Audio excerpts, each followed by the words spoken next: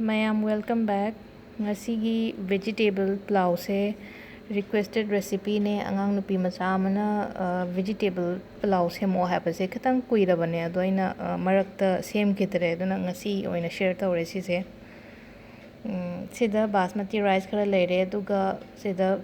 nakanama sidana haide mixed vegetable chop tora leire apamba dum hapiro dry fruits khara am leire ghee khara am leire sida दुगा सिदा है peri इंग बिगो तिलौ लेरे दे चनम गा सिंग गा चमच मचा अमा खतंग तेजपत्ता मतेक अनी मगा दाल चीनी लेरे अदुगा इलायची गुलमरु ब्लैक पेपर है बदो से गुलमरु से दुम सुगाई कैनो पाउडर थोपने दुगिने दे लौंग खरा मगा जीरा खरा मगा लेरे ख्वाई अहमबदा ngасꯥꯏ ꯑꯩꯈꯣꯏꯅ ꯊꯝꯈꯤꯕ ꯘꯤꯗꯨꯗꯒꯤ ꯆꯃꯆ ꯑꯃꯈꯛꯇꯪ ꯂꯧꯕꯤꯔꯒꯁꯦ ꯁꯤꯁꯦ ꯑꯗꯨꯒ अखोगी ड्राई फ्रूट्स आलमंड ने दगी काजू ने किसमिस सिसे हाइफेटंग काबू काबू ngौथोकपिरसे किसमिस से अना ममांग सेमखिबा किसमिस ने वीडियो यावबने सिगेसु अना सेमखिबा किसमिस तो सिजनरे सिदा अदुगा सिदा येंबिरो ngасꯥꯏ अखोइना थमगिबा घी दो खबै मचा अनी कितंगे चांगदा ओइने सिलोय हापचनबिरसे पुलाव हावहनगे हारगदी प्योर घी ना सेंबीबा तारगदी पुलाव दो याम हावनी को सिंबिरो सिजे तेजपत्ता से हाना हापचनबिरसे जीरा से का हापचनबिरसे हाना मई लेथरगा कासंदना बदु ngасꯥꯏ मरु मरांग केनो गरम मसला केनो मैम से सुगाइदबा मैम से लोय हापचनबिरसे हाना इलायची ने लौंग ने दगी गुलमरुगा अदगी दाल कनोगा दाल चीनी का अदसेदा कनोदसु हापखरे तिलौ मीडियम साइज अमा सोयरगा थंबने अदुसु हापखरे अदुगा चनमगा सिंगा चमच मचा अमा खतंग याम हापचलगदि अमु हाइदि सांगा थोंबै मनम नमनि दुना खितंग ममिंगी ओइना चमच मचा अमा खतंग हापकदबने दो खामेन सिनबजे ngасꯥꯏ हायौद्रेना खामेन सिनबा मचा अमा खतंग हापिरो सिदा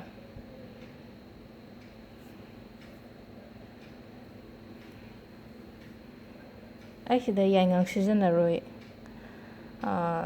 हाइदि मचू हापतना सेंबिरओन हाइरे मरक्ता अदो आइना याइंगांग हापरोयगे सिदा अदो ngасꯥꯏ अखोइना चॉप तौरगा थमखिबा वेजिटेबल्स ngैसे हाइफेट हाइरकेको सिदा कोबी थमजे मांबीने गाजर मचेट अमने अदगी बीन्स खरा अमा अदगी हवाई ट्राक मरु खरा अमागा सिसे हाइफेटंग काबो काबो ngौबिरो मिनिट अहुम मरीगुंबा याम कुइनादि नतबा मोरो टेकपा मचा अनी अमा खतंग सुमाइना मयाई ताथोगा हापे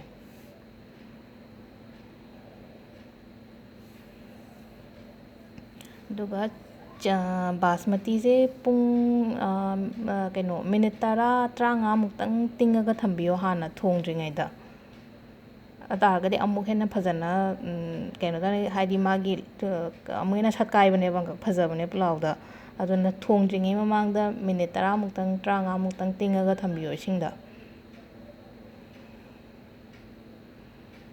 सिंगातंग ngौबिरसे मिनिट 5 मुक्तंग मई हाप यारनी मिनिट 5 मुक ngौर मतुंगदा मही याम हापीगनुको वेजिटेबल्स यावबनिना मही दो कोइना नॉर्मल चाक थोंबगी दुमाइना हापगदी चाक तो याम पेटकनेबा अदुना मही से यारिङै याम हापीगनु हापेतंग येंबिरो चेंग से दुम उरेने इंगांगाना सुमाइना हापियो मही से